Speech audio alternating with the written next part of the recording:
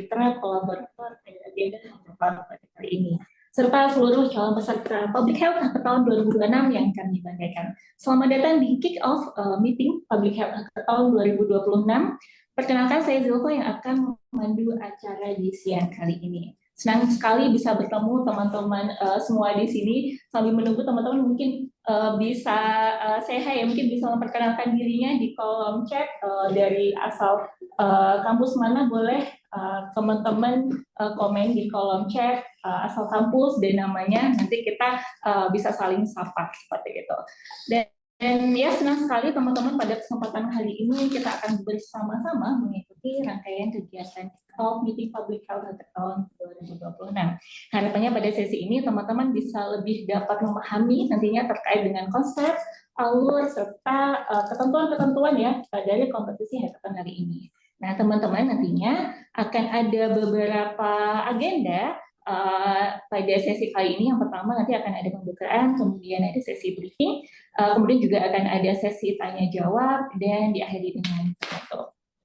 Baik, teman-teman, untuk membuka kegiatan hari ini, mari kita dengarkan bersama sambutan sekaligus pembukaan resmi dari Ketua Program Studi Magister Kesehatan Masyarakat kepada Bapak Doni. Kami persilahkan. Selamat pagi semuanya, salam sejahtera. Assalamualaikum warahmatullahi wabarakatuh. Mohon maaf, ini saya sedang di jalan, jadi ya tidak bisa proper ininya. Teman-teman, adik-adik, mahasiswa, selamat datang di acara hackathon ini. Nah, acara ini diselenggarakan karena pada saat ini Indonesia mempunyai problem besar terkait dengan isu kesehatan. Problem utama yang juga menjadi prioritas Bapak Presiden adalah masalah TB. Problem kedua yang kemudian kita angkat dan menjadi penting adalah isu mental health.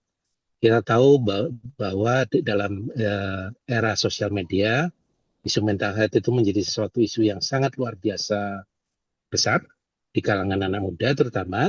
Sementara kalau kemudian isu tuberkulosis itu isu yang lebih luas lagi, karena mulai dari anak muda sampai orang tua yang mengalaminya. Dua isu tersebut merupakan isu yang sangat prioritas bagi bangsa kita, bagi Indonesia. Tapi di sisi lain pada saat ini kita juga semua tahu bahwa situasi dunia, situasi Indonesia itu tidak sedang baik-baik saja.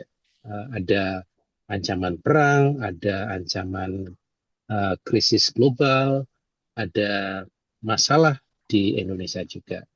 Nah, sehingga kita dengan situasi yang seperti ini membutuhkan ide-ide yang baru, yang inovatif, yang bisa berdampak langsung kepada pasien maupun pada masyarakat. Pemerintah tentu saja dengan segala kapasitasnya berusaha untuk mengatasi masalah-masalah kesehatan, akan tetapi ketika situasi sedang tidak menentu, butuh inovasi yang bisa dikatakan tidak seperti biasanya. Nah, untuk itulah kami mengundang Anda semua, teman-teman muda yang tentu saja punya banyak inovasi. Saya merasa pasti Gen Z itu sangat kreatif, sehingga kemudian acara hackathon ini menjadi sesuatu yang kami selenggarakan agar ide-ide baru, ide-ide yang segar itu bisa kita coba munculkan, dan pada akhirnya mungkin akan bisa kita jadikan semacam ide yang lebih besar lagi. Untuk itulah kemudian kami mengundang teman-teman semua untuk bisa mendaftar, bergabung, dan kemudian mengeksplorasi berbagai macam ide. Untuk itu, selamat datang kepada teman-teman, adik-adik semua. Selamat berpartisipasi. Semoga mereka dengan ide yang terbaik bisa menjadi juara di dalam acara ini. Selamat beraktivitas. Saya kembalikan kepada Mbak Moderator. Terima kasih. Terima kasih Pak Doni atas sambutan dan pembukaannya. Kemudian kita lanjut teman-teman untuk acara inti pada siang kali ini. Setelah ini kita akan mendengarkan bersama-sama sesi utama, ya ini briefing Public Health tahun 2026. Teman-teman nanti bisa mendengarkan dengan sesama gitu ya, kalau bisa nanti mencatat, kalau ada poin-poin pentingnya bisa langsung dicatat, dan nanti jika ada pertanyaan boleh langsung mengisi link Slido, nanti teman-teman panitia akan share link Slido-nya, jadi kalau ada pertanyaan bisa langsung ketik di link Slido-nya, atau nanti akan ada sesi tanya jawab, jadi teman-teman bisa raise hand waktu sesi tanya jawab untuk bertanya secara langsung. Baik, langsung saja untuk sesi kali ini akan disampaikan kepada Bapak Bayu Satria Pratama MPH PhD. Beliau merupakan salah satu dosen di Magister Kesehatan Masyarakat KKMK UGM. Baik Pak Bayu, waktu dan tempat kami persilahkan. Iya, terima kasih. Selamat pagi semuanya. Assalamualaikum warahmatullahi wabarakatuh.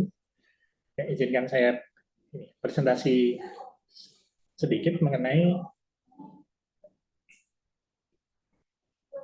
detail terkait dengan acara yang kami selenggarakan UGM Public Health Hackathon.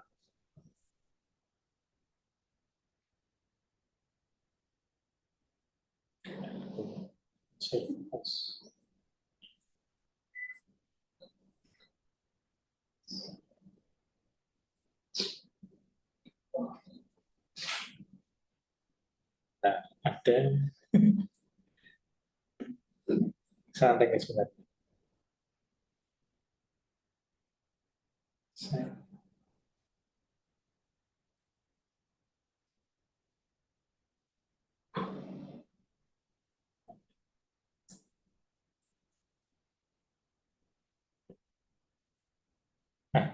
Oke. Ya, acara ini diselenggarakan oleh Prodi Magister Kesehatan Masyarakat FKKMK UGM dengan judul UGM Public Health Hackathon, di mana nanti di sesi ini kita akan menjelaskan kepada teman-teman atau adik-adik peserta, calon peserta, mengenai tujuan dan konsepnya, kemudian tema dan subtema yang diangkat, kemudian juga bagaimana alur pendaftarannya dan timeline-nya, terus ketentuan penyusunan proposal, kemudian juga apa saja yang perlu diperhatikan terkait dengan proses pengiriman proposal.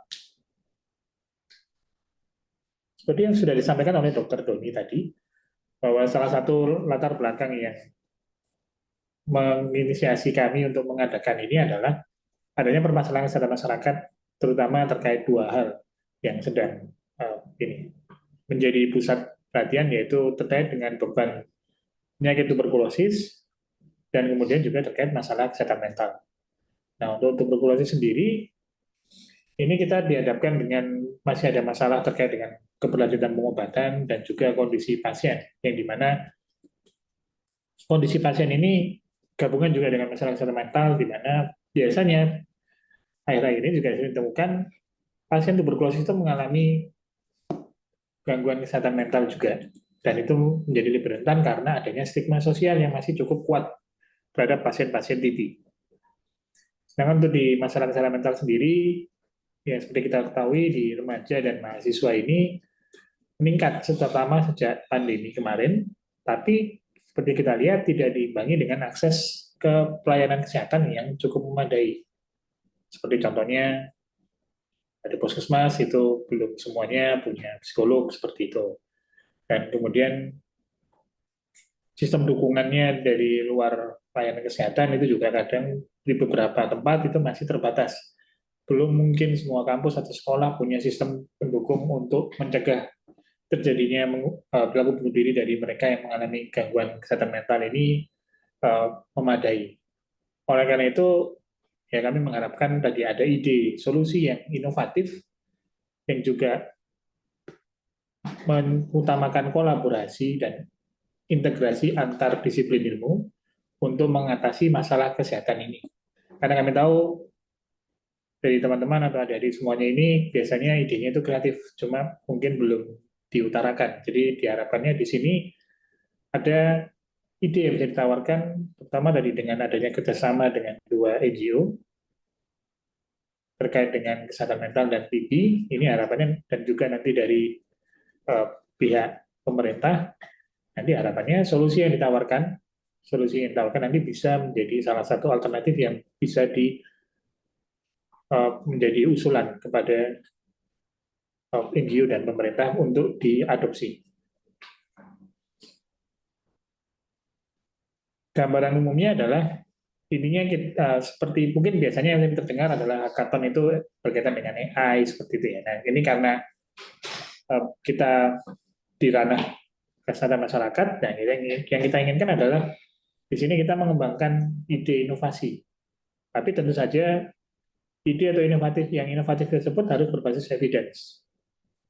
Kemudian juga kita mengharapkan adanya kolaborasi. Jadi tidak hanya dari teman-teman dari kesehatan masyarakat misalnya, tapi juga teman-teman dari kedokteran gigi, dari psikolog, dan yang lain. Jadi ada kolaborasi.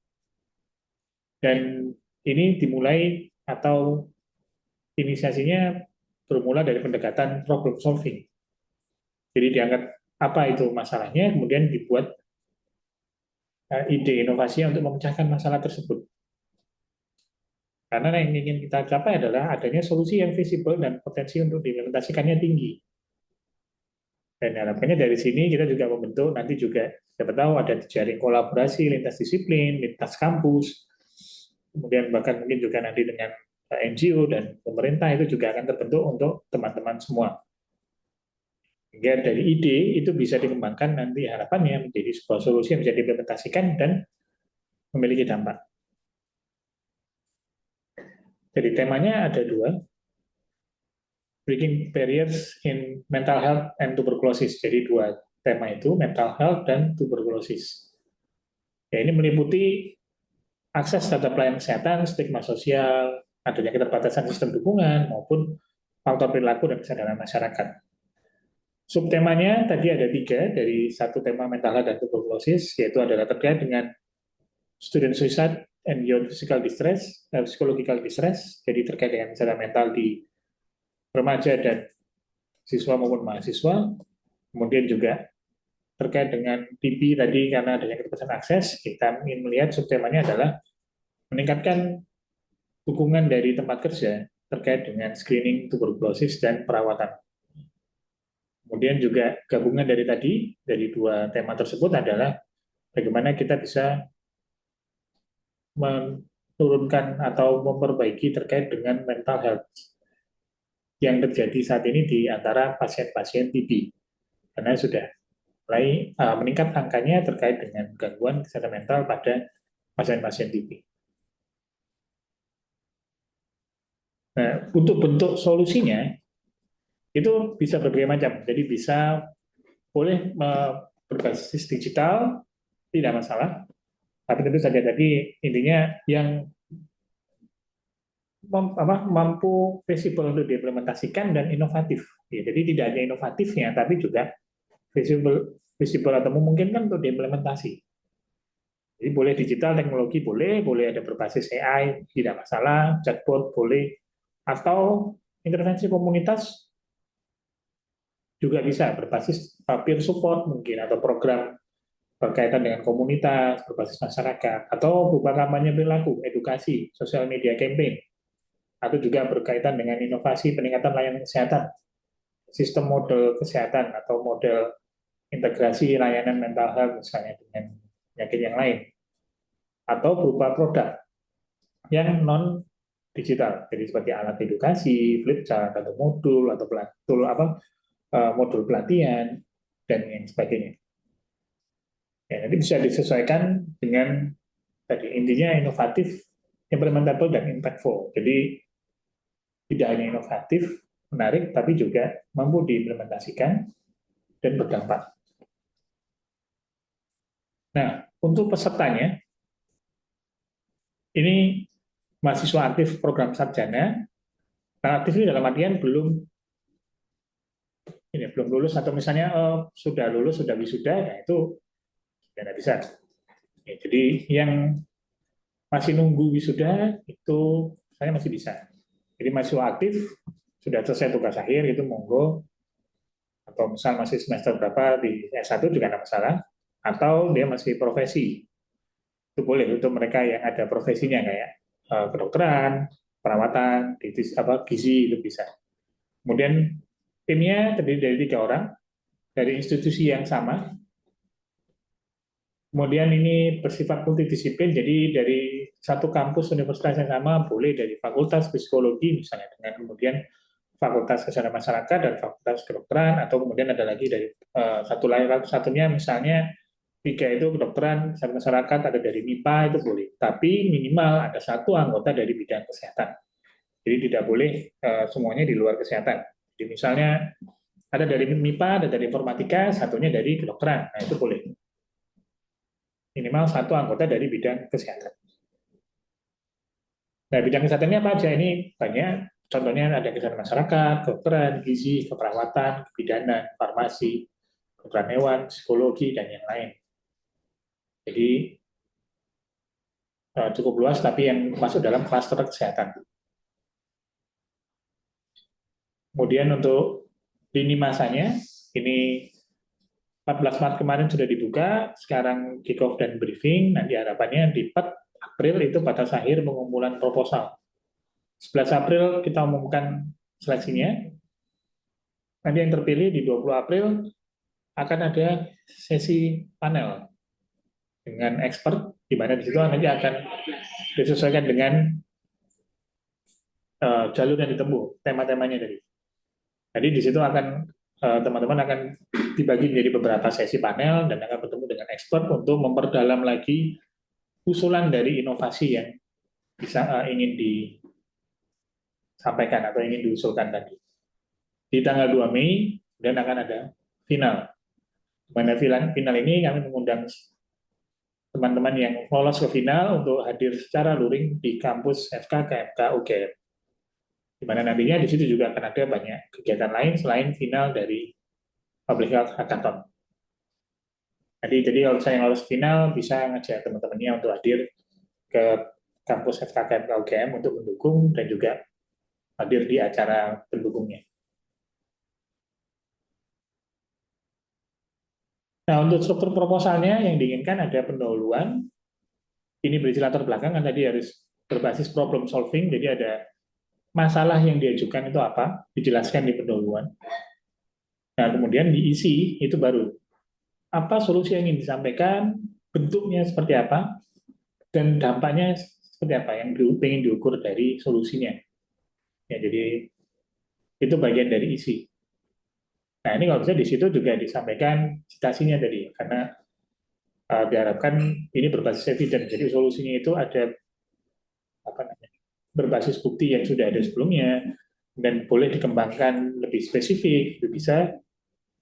Sehingga yang akan menjadi pilihan juga adalah seberapa kuat evidence yang disampaikan di bagian isinya. Kemudian yang bagian terakhir adalah penutup dan kesimpulan. Untuk penulisan maksimal 3.000 kata menggunakan bahasa Indonesia. Format proposalnya adalah dalam bentuk kertas A4. Kemudian fontnya Times New Roman 12, spasi 1,5, citasinya Vancouver yang menggunakan angka. Kemudian format file yang dikirimkan adalah PDF. Dan ini karya orisinil belum pernah dipublikasikan atau disampaikan baik publikasi secara jurnal maupun secara presentasi sebelumnya. Nah, untuk komponen penilaian tadi, karena ini problem solving, tentu dimulai dari relevansi isu atau problemnya tadi, apakah itu relevan sesuai tema. Nah, kemudian terkait dengan inovasinya, apakah inovasinya itu bagus, baru, menarik, fresh gitu. Kemudian juga implementasinya, apakah tadi tidak hanya inovatif, tapi juga dia visible untuk diimplementasikan. Ya, jadi apakah itu realistis, kemudian dampaknya terukur, dan apakah bisa sustainable atau berkelanjutan. Nah, bagaimana dengan dampaknya? Nah, itu juga akan diukur dampaknya, ada penilaiannya terkait dengan dampaknya baik jangka panjang dan juga jangka pendek. Seberapa besar dampak yang bisa dihasilkan dari ide tadi. Jadi kalau dilihat komponennya tidak hanya problem tadi dari problem solvingnya, kemudian usulan idenya inovatif bisa diimplementasikan dan dampaknya kuat. Kemudian setelah itu kualitas dari presentasi proposal, dari presentasinya nanti sistematika komunikasi, penulisan, pembuatan sistematika di PowerPoint-nya, visualisasinya, dan juga ini kemampuan jawab pertanyaan. Nah, ini kemarin ada beberapa yang masuk di tim kami terkait dengan jumlah kata, tadi maksimal 3.000, apakah termasuk cover daftar pustaka? Tidak termasuk, jadi 3.000 itu yang pendahuluan isi penutup 3 bagian penting tadi, cover daftar pustaka tidak termasuk hitungan 3.000. Untuk gambar gimana? Apakah boleh dimasukkan atau dilampirkan di bagian lampiran? Dimasukkan saja langsung ke bagian isi. Tidak perlu harus dimasukkan ke lampiran. Kemudian apakah nama dosen pembimbing boleh ada? Kalau misalnya memang ada dosen pembimbing dari kampus, mau boleh cantumkan itu tidak terhitung dari total 3 peserta mahasiswa. Jadi nanti kalau ada dosen, jadi ada 4 nama. Jadi 3 mahasiswa, 1 dosen. Kemudian perlu menyampaikan tulisan proposal, tidak perlu, langsung aja bilang inovasinya terkait apa. Kemudian apakah seluruh anggota boleh dari mahasiswa profesi? Boleh. Jadi mahasiswa profesi kesehatan yang dari sarjana dan D4 itu diperbolehkan. Minimal dari 1 ya. Nanti kalau misalnya semuanya dari profesi kesehatan boleh. Jika masih dalam masa tunggu, jadi belum wisuda, masih diperbolehkan.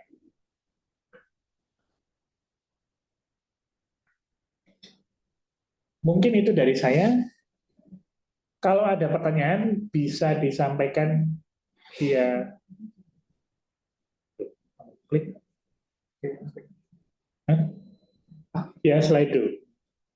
Nah, oh, tidak muncul Slido-nya. Slido-nya nomornya, nah, dia, oh, tidak ada di bawahnya. Slido-nya. Udah ada, Pak? Oh, udah di chat. Ya, nanti monggo kalau ada pertanyaan bisa di chat ke ya Slido. Nanti bisa ditanyakan. Saya kembalikan ke moderator.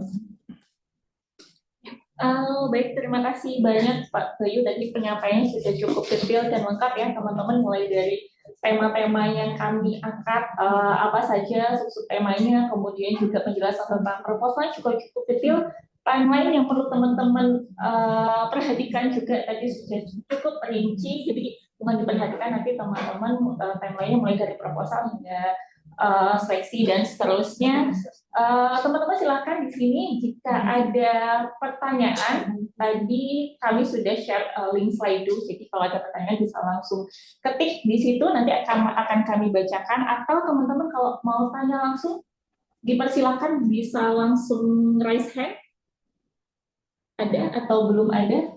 Oke, kalau belum ada mungkin kita ke Slido dulu. Di sini sudah ada 2 pertanyaan. Bisa langsung kita sedikit jawab, Pak Bayu. Oke, yang pertama ini terkait, ada pertanyaan pertama, apakah inovasi yang dibuat boleh mengambil beberapa poin dari 5 fokus inovasi atau hanya salah satu saja, Pak Bayu? Mohon maaf. Oh, boleh. Dari tadi 5 itu boleh gabungan, misalnya dari digital AI sama komunitas seperti itu tidak masalah. 1 pun boleh, gabungan nggak masalah juga.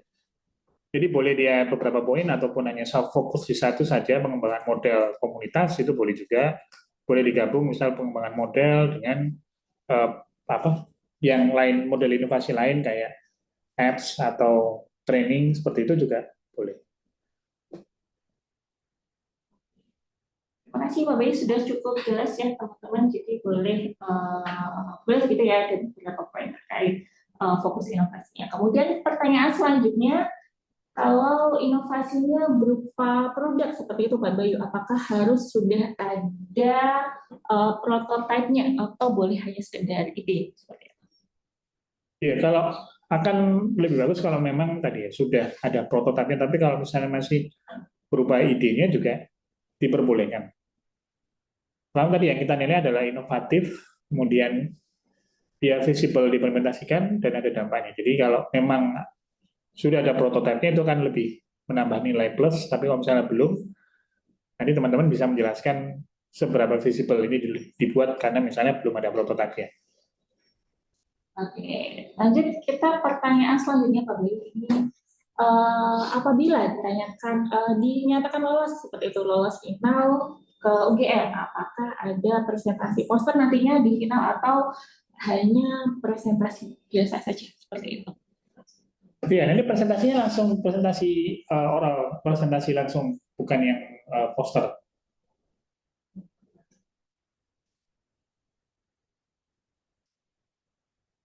Oh, ya nanti untuk presentasinya itu karena ini kan temanya berupa inovasi ya. Jadi nanti monggo di presentasinya itu boleh misalnya membawa alat bantu.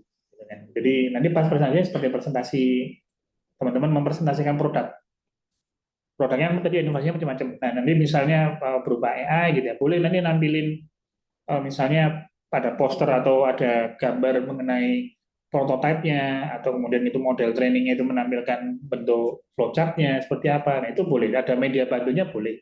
Atau misalnya membuat produknya yang dalam bentuk prototipenya dibawa itu juga boleh. Untuk yang intinya gimana caranya lebih meyakinkan bahwa ini feasible dilakukan dan inovatif seperti itu. Baik, terima kasih Pak Bayu, karena ini nanti finalnya langsung ke UGM gitu ya, teman-teman dipersilahkan juga membawa supporter gitu ya, nanti bisa rame-rame datang ke UGM, apa namanya, ikut serta di final hackathon. Oke, ada pertanyaan selanjutnya ini terkait sertifikat nih, mungkin teman-teman panitia juga bisa membantu menjawab gitu, apakah nanti akan ada sertifikat keikutsertaan gitu nanti teman-teman. Ya, Jelas ada. ada. Oke, siap. Nanti jangan khawatir teman-teman, nanti akan kami sediakan seperti itu.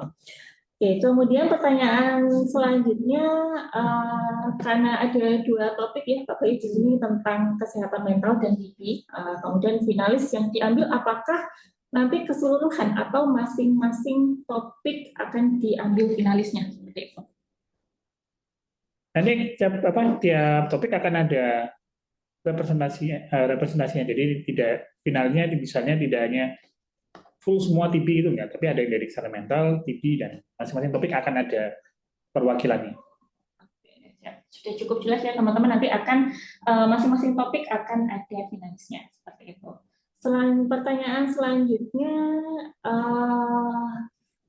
apakah ada toleransi seperti itu Pak Bayu untuk anggota yang berasal dari instansi yang berbeda, namun dengan komposisi mahasiswa Fakultas Kedokteran?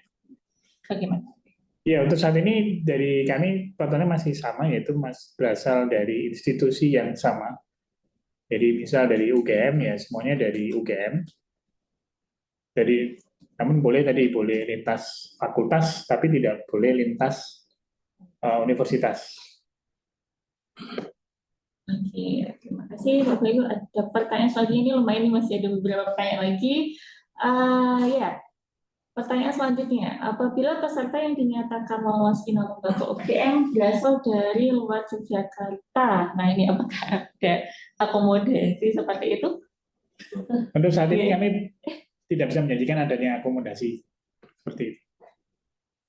Baik, seperti itu ya teman-teman ya. Kemudian ini pertanyaan terakhir sepertinya dari slide itu. Berapa finalis kira-kira, apakah sudah ditentukan seperti itu atau nanti dilihat nanti kira-kira?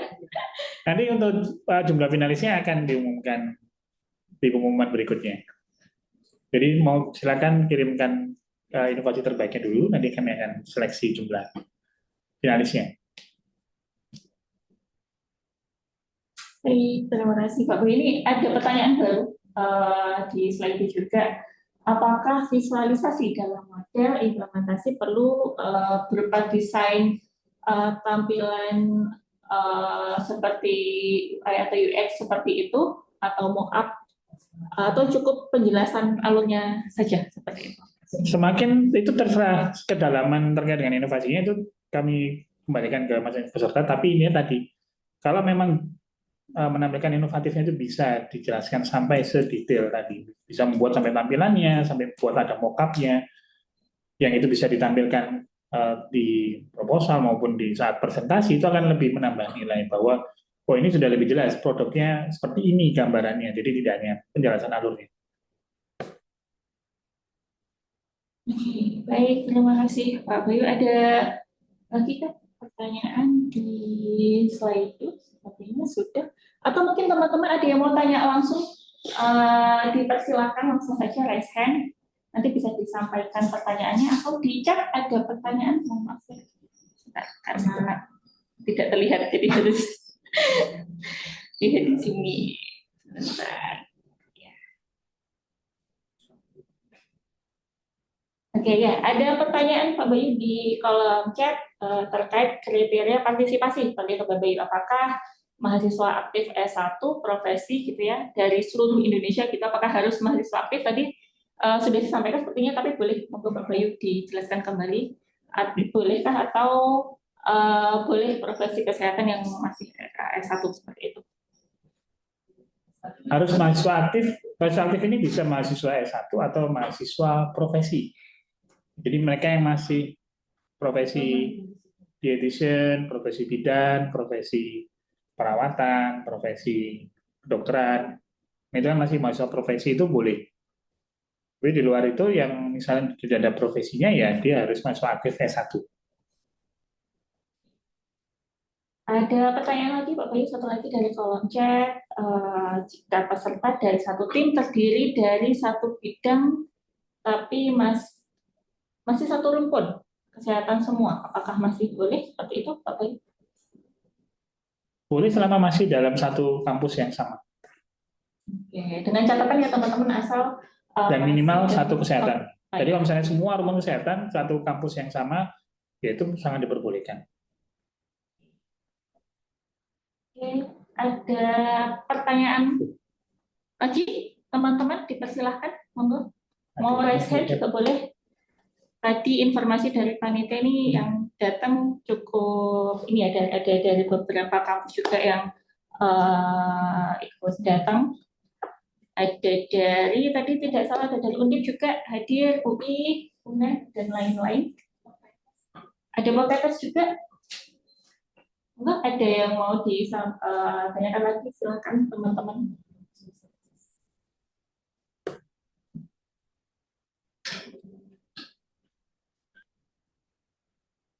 Sudah cukup atau ada pertanyaan nih Pak Bayu dari saya pribadi mungkin? Boleh ya, mungkin teman-teman mau tanya atau mungkin ada yang sama yang mau tanya tentang hal ini.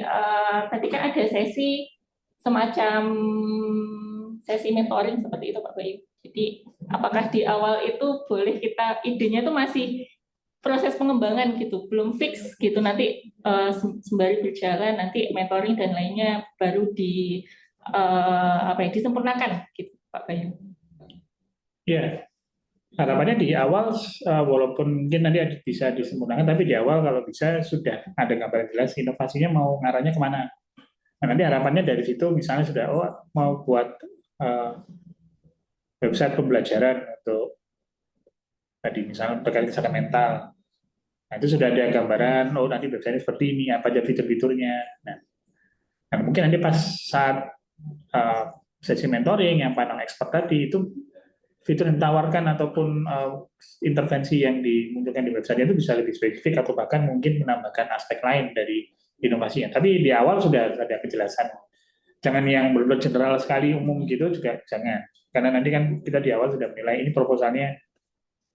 Kalau cuma ya saya ingin ada intervensi komunitas gitu gitu ya jangan. Karena di proposal juga harus menjelaskan di awal bentuknya seperti apa intervensinya, kenapa milih seperti itu. Nah, itu kan sudah mengarah, tapi nanti akan menjadi lebih spesifik di revisi, diperbaiki, dibuat lebih baik lagi setelah sesi panel expert tadi.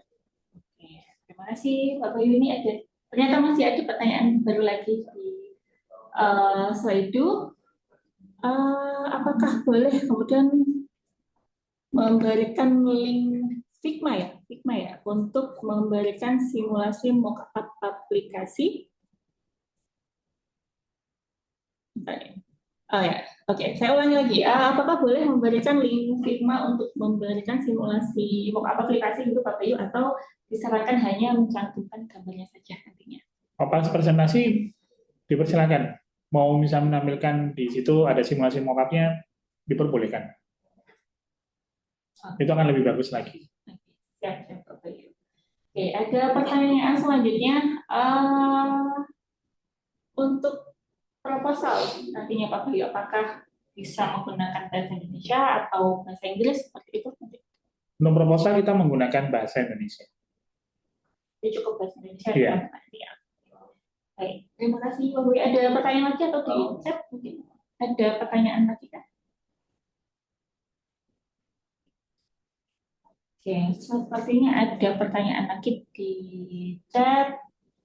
Oke, ada pertanyaan lagi Pak Bayu di kolom chat terkait tema nomor 2, yaitu mengenai screening dan perawatan berhubungan di tempat kerja. Nah, apakah ini sistemnya spesifik harus diimplementasikan gitu nantinya ke tempat kerja seperti PT atau CV seperti itu, atau boleh hanya secara global seperti alat ini dapat diimplementasikan di instansi kesehatan seperti rumah sakit atau puskesmas seperti itu? Kalau spesifiknya kayak CV, ada PT atau CV tertentu langsung menuju seperti itu, mungkin tidak perlu, karena kalau mau seperti itu kan berarti memang problemnya harus spesifik sekali, bahwa ada masalah di tempat tersebut seperti itu. Nah, itu kan mungkin tidak banyak ingin data yang kita punya, biasanya data secara global atau data secara misalnya Yogyakarta, data secara umum. Nah, sehingga implementasinya mungkin levelnya masih umum, tapi bisa juga spesifiknya itu ya, oh ini digunakan di tempat kerja, oh ini di tempat kerjanya di instansi kesehatan atau di luar instansi kesehatan, itu bisa. Tapi tidak harus spesifiknya ke langsung menyasar, oh ini bisa digunakan di perusahaan X, seperti itu tidak perlu. Tapi monggo kalau misalnya, oh PT-nya dispesifikan misalnya perusahaan garmen, seperti itu, atau itu, nah, itu disesuaikan sama problem statement di awal. Kenapa kok mau menyasar ke spesifik tadi? Jadi disinkronkan antara problem statement-nya dengan solusi yang ditawarkan. Terima kasih. Pak Bayu, ada lagi teman-teman dipersilakan. Mau tanya langsung boleh, bisa langsung raise hand. Ada yang mau raise hand? Belum? Kalau belum, oke, kita lanjut lagi ke slide 2. Ada pertanyaan lagi di slide 2. Apakah inovasi berupa produk atau aplikasi, ini apakah harapannya implementasinya terbatas di Indonesia saja, atau menjadi poin plus mungkin ya, gitu, jika sebaiknya bisa digunakan secara global seperti itu? Ya, harapannya yang paling utama kan dampaknya secara, mungkin yang pasti sampai secara ini ya, target dari problem set-nya tadi. Kalau memang tadi problem set-nya menyasar satu daerah, yang utama dampak di daerah tersebut dulu. Baru kita bicara, baru boleh tampaknya bicara secara di Indonesia seperti apa, proyeksinya di global seperti apa, nggak masalah. Tapi disesuaikan sama problem statement-nya tadi. Yang penting di problem statement-nya yang disebutkan itu, oh, produk ini implementasinya untuk sejauh apa, sebesar apa. Apa masalahnya sebesar apa yang disampaikan di sana. Sehingga inovasinya menyelesaikan masalah di problem statement tadi. Misal bicara di salah satu kecamatan ya, utamanya dampak di kecamatan itu dulu, baru kita baru ini bicarakan, oh ini bisa di scale up sampai ke lebih tinggi, monggo itu disampaikan. Tapi yang penting di dampak di skala yang disebutkan di problem statement awal. Oke, terima kasih Pak Bayu. Ada pertanyaan lagi, masih di slide dulu. Jika menggunakan kayak gambar seperti itu, apakah diperbolehkan nantinya dicantumkan di lampiran atau disarankan dicantumkan di bagian isi saja seperti itu? Untuk proposal ya berarti ini. Ya, ini untuk proposal banyak gambar itu, dari kami asumsinya mungkin gambarnya tidak akan lebih dari 10-an itu.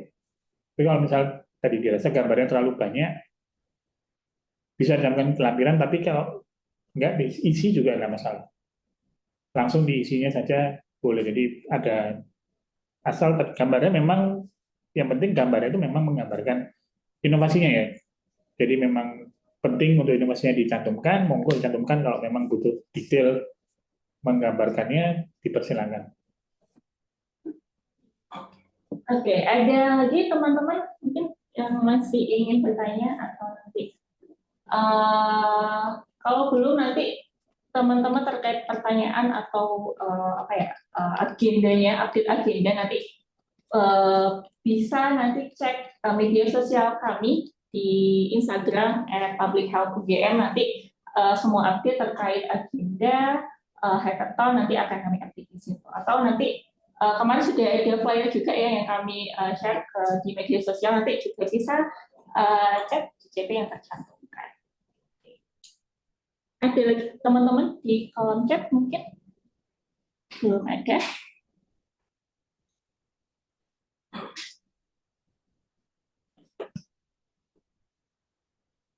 Mungkin dari teman-teman panitia, Pak Bayu ada yang mau disampaikan lagi? Sepertinya belum ada pertanyaan lagi. Ya ini tadi apa? Oh, itu ada. Untuk proposal, apakah tidak ada template? Ada template? Kalau template fixnya seperti itu nggak ada. Asal selama mengikuti tadi ya. Fontnya, kemudian ada 3 bagian, kemudian juga apa jumlah kata, itu saja. Kalau untuk template-nya itu tidak ada template fixnya dari kami.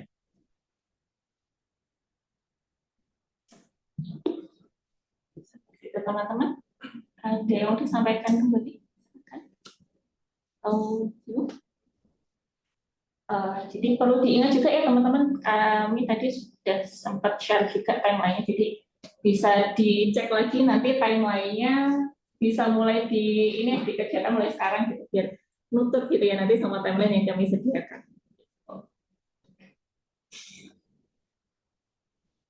Oke, belum ada dari teman-teman panitia, ada yang mau disampaikan? Belum ada, teman-teman sudah cukup? Ada pertanyaan lagi? Oke, boleh. Nah, ya ini terkait penulisan seperti itu. Nah, apakah penulisan nantinya terkait judul ya, apakah kapital semua ini teknis atau apakah kapital semua seperti itu mengikuti aturan penulisan IED proposalnya? Mengikuti aturan penulisan IED. Oke. Ada pertanyaan lagi terkait batas pengumpulan proposalnya, nanti apakah 4 April itu ada spesifik waktunya jam 12 mungkin teman-teman, jam berapa? 4 April 12 gitu. 2359. 2359. Karena kalau udah lewat dari 2359 jadi 5 April. Oh iya betul. Oke, dicatat ya teman-teman, 4 April 2359 kami tunggu untuk submit proposalnya. Oke, nanti di kolom chat ini ada permintaan share timeline, nanti akan di akhirnya mungkin teman-teman nanti bisa share lagi timeline-nya.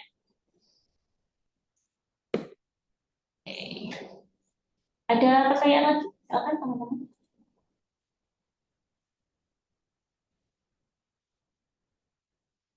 Sudah cukup. Kami ingatkan kembali nanti teman-teman boleh rajin-rajin buat lihat media sosial kami ya di @publichealth.ugm nanti untuk update kegiatan hackathon 2026 ini. Jika belum ada, bisa kita cukupkan Pak Bayu dan teman-teman, nanti kami tunggu partisipasi semua teman-teman yang hadir di sini. Jika ada pertanyaan sekali lagi boleh langsung menghubungi CP yang tersedia atau DM di media sosial kami seperti itu. Dan terima kasih sekali lagi kehadirannya teman-teman Pak Bayu semuanya, dan perlu teman-teman ketahui di sini kami hackathon dilaksanakan oleh Public Health Magister Kesehatan Masyarakat FKKMK UGM. Di sini kami tidak sendiri, jadi kami juga di sini bekerja sama dengan 2 NGO yang turut hadir juga di Zoom siang kali ini. Di sini ada teman-teman dari NGO satu nama dan NGO Sinergi juga di sini. Jadi kami kemarin sempat bekerja sama seperti itu ya, mengembangkan ide-ide terkait TB dengan Sinergi, kemudian juga terkait mental health seperti itu kami share banyak hal tentang mental health dengan teman-teman di satu nama. Nah, di sini teman-teman peserta boleh banget nanti kepo-kepo gitu ya, apa sih kegiatan dari teman-teman Sinergi dan satu nama, apa saja yang mereka sudah lakukan lewat media-media sosial dari teman-teman satu nama dan Sinergi seperti itu. Baik, teman-teman, sekian dari kami. agenda kick-off dan briefing Hackathon 2026 yang diselenggarakan oleh Program Studi Magister Kesehatan Masyarakat FKKN KUGM, dan kami tunggu keikutsertaan teman-teman semua di sini. Dan sekali lagi kami ucapkan terima kasih, mohon maaf apabila ada kesalahan dari kami. Sekian, kami tutup. Wassalamualaikum warahmatullahi wabarakatuh.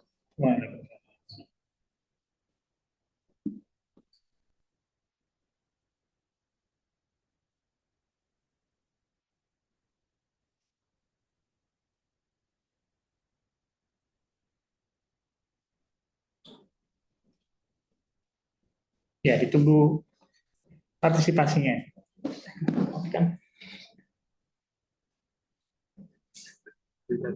Emang ya?